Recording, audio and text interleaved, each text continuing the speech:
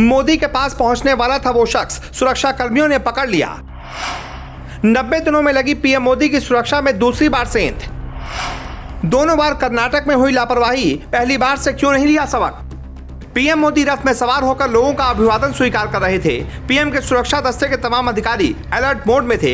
तभी सुरक्षा दस्ते में तैनात एक पुलिस अधिकारी तेजी से दौड़ लगाने लगता है। एसपीजी के कमांडो जब तक कुछ समझ पाते हैं, वो एक युवक को पकड़ लेता है। उतनी ही देर में कई और अधिकारी भी उस शख्स को घेर लेते हैं और पीएम मोदी के काफिले से दूर लेकर जाने लगते हैं। थोड़ी सी चूक होती तो जीन्स और शर्ट पहने वो युवक क्या कर सकता था, इसका अंदाजा आप बखूबी लगा सकते हैं।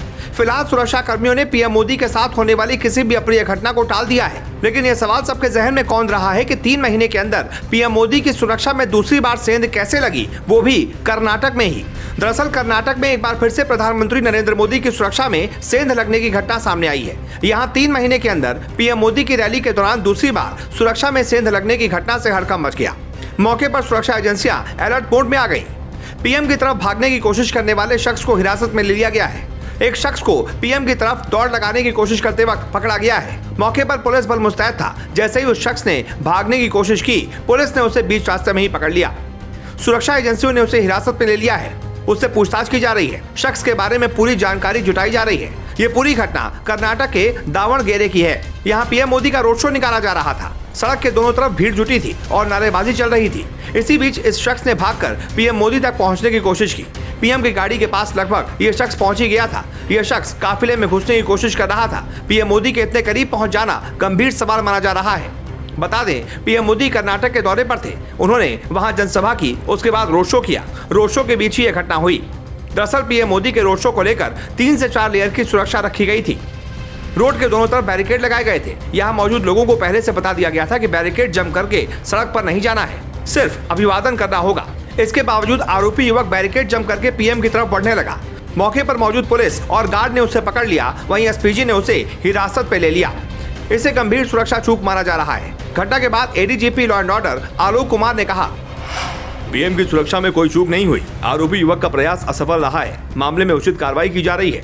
सुरक्षा में कोई उल्लंघन नहीं हुआ। ये एक असफल प्रयास था। उसे तुरंत मैंने और एसपीजी ने सुरक्षित दूरी पर पकड़ लिया।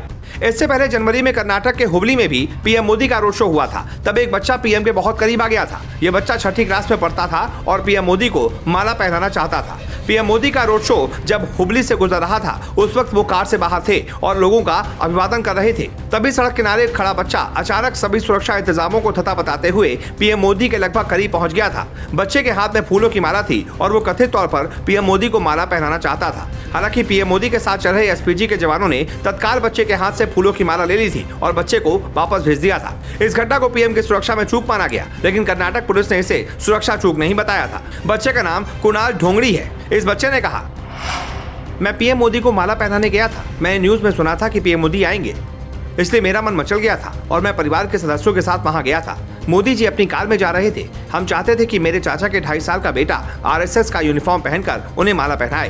पीएम मोदी की सुरक्षा चूक के मामले में कर्नाटक पुलिस चाहे जो भी कहे, लेकिन एक ही राज्य में 2 बार सुरक्षा चूक की घटना कोई मामूली बात नहीं है। वो भी तब जब पीएम मोदी की सुरक्षा में कोई परिंदा भी पर नहीं मार सकता। ऐसे में ये जांच का विषय है कि इतने भारी भरकम इंतजामों के बाद भी क्यों इस तरह की चूक हो रही है।